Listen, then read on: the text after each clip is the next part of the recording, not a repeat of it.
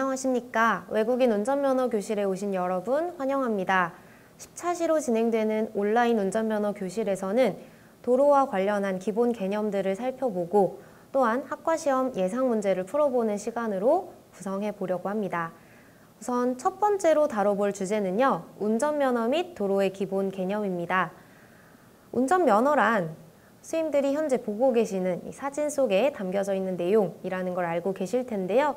보통 면허는 자격과 달리 행정기관이 특정 자격을 할 수 있는 권한을 부여하는 것이기 때문에 면허가 없다면 운전을 할 수가 없습니다. 또한 이 면허를 부여받은 운전자에게는 이 면허를 유지할 책임이 따르게 된다라고 생각하시면 되겠습니다. 다만 그 책임을 다하지 못했을 경우 벌점이 부과되거나 면허 정지나 취소 처분이 내려질 수 있다는 점 기억해 주시면 되겠습니다. 즉 면허는 취득하면 끝이 아니라 바로 시작이다 라는 점을 생각해 주셔야겠습니다. 도로의 기본 개념으로 넘어가 볼 텐데요. 그림을 통해서 하나씩 살펴보도록 하겠습니다. 크게 도로는 차도와 보도로 구분됩니다. 또한 차도는 차선에 의해 차로로 나누어지게 되는데요. 이 차량들은 차로를 지켜서 운전하도록 하고 있습니다.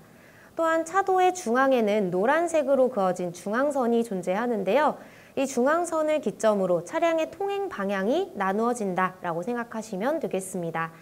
따라서 중앙선을 넘어가는 경우 통행 방향이 다른 차량과의 충돌 가능성이 존재하기 때문에 절대 넘어가서는 안 되는 선이라는 점 기억하시면 되겠습니다. 또한 차도에 그려진 차선은 실선으로 그어진 경우도 있고 점선으로 그어진 경우도 있는데요. 실선은 차가 넘어갈 수 없는 선을 의미하고 점선은 차로 변경을 위해서 차량이 넘어갈 수 있는 선이라고 생각하시면 되겠습니다. 정지선 같은 경우 말 그대로 차량이 정지해야 함을 의미하는 선입니다. 따라서 정지선에서는 차량이 신호에 맞게 정지를 해야 한다라고 생각하시면 되겠습니다. 도로의 기본 개념 그림을 보시게 되면 화살표와 글자와 같은 그림들이 도로상에 그려져 있는 경우가 있는데요. 바로 노면 표시라고 생각하시면 되겠습니다. 이 노면 표시 역시 도로의 개념들과 정보들을 담고 있기 때문에 꼭 알아두셔야 하는 교통표지라는 점 말씀드립니다. 도로의 기본 개념을 살펴보셨으니 이제 차의 종류에 대해서 살펴볼 시간인데요.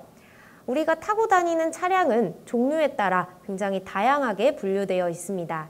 우선 차는 자동차, 건설기계, 원동기장치 자전거, 그리고 사람 또는 가축의 힘 혹은 그 밖의 동력으로 운전되는 기타로 구분이 되는데요. 이 중에서도 우리가 가장 많이 운전하게 되는 자동차의 종류를 먼저 살펴보도록 하겠습니다. 자동차는 크게 승용자동차, 승합자동차, 화물자동차, 특수자동차, 이륜자동차, 그리고 일부 건설기계로 분류하고 있습니다. 각각의 자동차들을 좀 구체적으로 살펴볼 텐데요. 승용자동차의 경우 10인 이하를 탑승하도록 적합하게 만들어진 자동차를 의미합니다. 승용자동차보다 더 큰 차량들도 도로에서 마주하시게 될 텐데요. 바로 승합자동차입니다. 11인 이상의 사람을 운송하기 적합하게 만들어진 자동차를 바로 승합자동차라고 부릅니다. 이외에 화물을 싣기 위해서 만들어진 차량도 존재하는데요. 바로 화물자동차입니다. 트럭과 같은 차량들 도로에서 마주하시게 되면 화물자동차에 해당되는구나 라고 생각하시면 되겠습니다. 또한 특수자동차도 존재하는데요. 흔하게 찾아보실 수 있는 차량은 아니겠지만 차량을 견인하거나 혹은 군안 작업에 사용되도록 특수한 용도로 만들어진 자동차를 바로 특수자동차라고 부릅니다. 이륜자동차의 경우 말 그대로 두 개의 바퀴가 달려있는 차량이라고 생각하시면 되고요. 1인과 2인을 운송하기 적합하게 만들어진 차량을 바로 이륜자동차라고 부릅니다. 다음으로는 원동기장치 자전거에 대한 설명인데요. 앞서 보셨던 이륜자동차 가운데 125cc 이하의 배기량을 가지고 있거나 혹은 전기를 동력으로 하는 경우에는 11kW 이하로 운송되는 차량이 바로 원동기장치 자전거라고 생각하시면 되겠습니다. 이 원동기장치 자전거는 자동차에는 해당하지 않지만 자동차 등으로 따로 분류가 된다는 점 기억해 주시면 되겠습니다. 한 가지 더 살펴보실 텐데요. 바로 개인형 이동장치입니다. 앞서 보셨던 원동기장치 자전거 중에서도 시속 25km 이상으로 운행할 경우 전동기가 작동하지 않고 또한 이 차체의 중량 자체가 30kg 미만인 경우라면 개인형 이동장치로 따로 분류합니다. 최근 도로에서 많이 보시게 되는 전동 킥보드나 전동 휠이 바로 이 개인형 이동장치에 속한다고 생각하시면 되겠습니다. 개인형 이동장치와 같은 경우에는 자동차 혹은 자동차 등에 속하는 운송수단은 아니지만 자전거 등에 속하는 운송수단이라는 점 기억해 주시면 되겠습니다.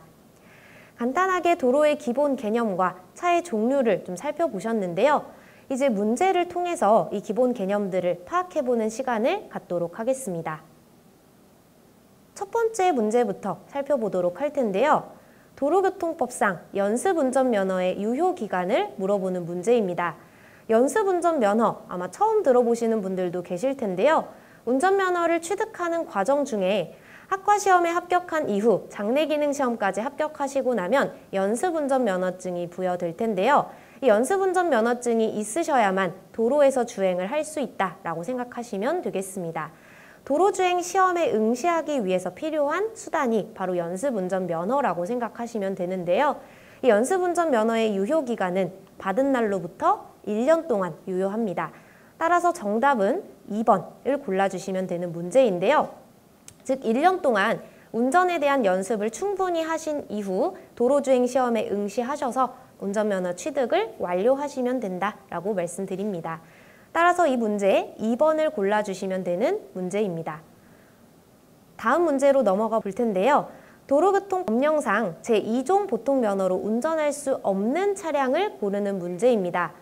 우선 보기를 살펴보시기 이전에 제2종 보통면허로 운전할 수 있는 차량의 종류가 어떤 건지 살펴보시면 좋을 텐데요. 우선 승차 정원 10인 이하로 타실 수 있는 승용자동차 혹은 승합자동차를 운전하실 수 있습니다.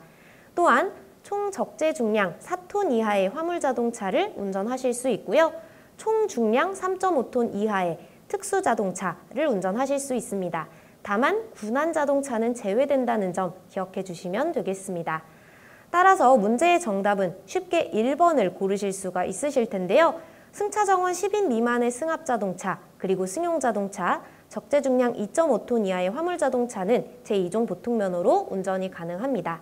하지만 1번 보기에 해당하는 군안자동차를 운전하기 위해서는 제1종 특수면허가 필요하다는 점 확인하시면 되겠습니다. 세 번째 문제로 넘어가 볼 텐데요. 자동차 관리 법령상 승용자동차는 몇 인 이하를 운송하기에 적합하게 제작된 자동차인가? 라는 문제입니다. 앞서 개념 설명드렸던 내용을 기억하신다면 쉽게 푸실 수 있는 문제일 텐데요. 바로 보기 1번에 해당하는 10인 이하를 운송하기 적합하게 제작된 자동차가 바로 승용자동차라고 생각하시면 되겠습니다. 흔하게 보시는 승용자동차의 경우 5인 이하를 운송할 수 있는 차량들이 대다수인데요. 자동차 관리 법령상 지정하고 있는 승용자동차의 정의에서는 10인 이하까지 운송할 수 있도록 정하고 있습니다. 11인 이상으로 넘어가게 될 경우 승합자동차에 해당된다는 점 기억해 주시면 되겠습니다. 네 번째 문제로 넘어가 볼 텐데요. 다음 중 도로교통법상 자동차가 아닌 것을 고르는 문제입니다. 보기를 살펴보시게 되면 우리가 개념 설명을 드릴 때 살펴봤던 내용에서 쉽게 찾아볼 수 있는 내용들인데요. 우선 보기 1번 승용자동차, 당연히 자동차에 해당됩니다. 보기 2번 원동기장치 자전거, 우선 보기만 보더라도 2번이 답이겠구나 라는 생각하시는 분들 많으실 텐데요. 원동기장치 자전거 같은 경우 자동차에는 해당되지 않지만 자동차 등에 속하는 운송수단이라는 점을 우리가 함께 배워봤습니다. 따라서 2번을 골라주신다면 정답이 되는 문제라고 말씀드립니다. 3번 특수자동차 같은 경우 저희가 개념 설명으로 살펴봤던 부분이기 때문에 기억하시는 분들 계실 거고요. 마지막 4번 보기인 승합자동차 역시 자동차에 해당되는 운송수단이라는 것 쉽게 확인하실 수 있으실 겁니다. 따라서 2번을 골라주시면 정답 처리가 되는 문제, 4번 문제까지 풀어봤습니다. 마지막 5번 문제 풀어볼 텐데요. 원동기 장치 자전거 중 개인형 이동장치의 정의에 대한 설명으로 바르지 않은 것을 고르는 문제입니다. 보기가 조금 길기도 하고 내용이 어려운 단어들이 들어가 있기 때문에 조금 어렵게 느껴지실 수 있을 텐데요. 하지만 개념 설명 들으셨던 부분을 기억하신다면 쉽게 푸실 수 있는 문제입니다. 보기 하나씩 살펴보실 텐데요. 1번 보기 먼저 보도록 하겠습니다. 오르막 각도가 25도 미만이어야 한다라는 문장으로 구성이 되어 있는데요. 이 내용 개념 설명 드릴 때 제가 따로 드리지 않았던 내용이라는 것 기억하실 겁니다. 따라서 1번을 쉽게 고르실 수 있는 문제가 될 수도 있을 텐데요. 나머지 보기들도 먼저 살펴본 이후에 정확한 정답을 골라보도록 하겠습니다. 보기 2번, 차체 중량이 30kg 미만이어야 한다라는 문장이 보여지는데요. 바로 살펴보셨던 내용에 해당되는 사항입니다. 원동기 장치 자전거 중에서 차체 중량이 30kg 미만이라면 개인형 이동장치에 속한다라는 내용 기억하신다면 2번은 답이 되지 않는다라는 것 기억하실 수 있으실 거고요. 3번 보기 넘어가도록 하겠습니다. 자전거 등이란 자전거와 개인형 이동장치를 말한다라고 기재되어 있는데요. 제가 따로 설명드린 부분에는 개인형 이동장치는 자전거 등에 속한다라는 내용만 살펴보셨는데 당연히 자전거 역시 자전거 등에 속하는 운송수단입니다. 보기에 나와 있는 3번 보기 역시 이 개인형 이동장치의 정의에 대한 설명으로 바르다라고 말씀드립니다. 4번 보기 살펴보실 텐데요. 시속 25km 이상으로 운행할 경우 전동기가 작동하지 않아야 한다라고 되어 있는데요.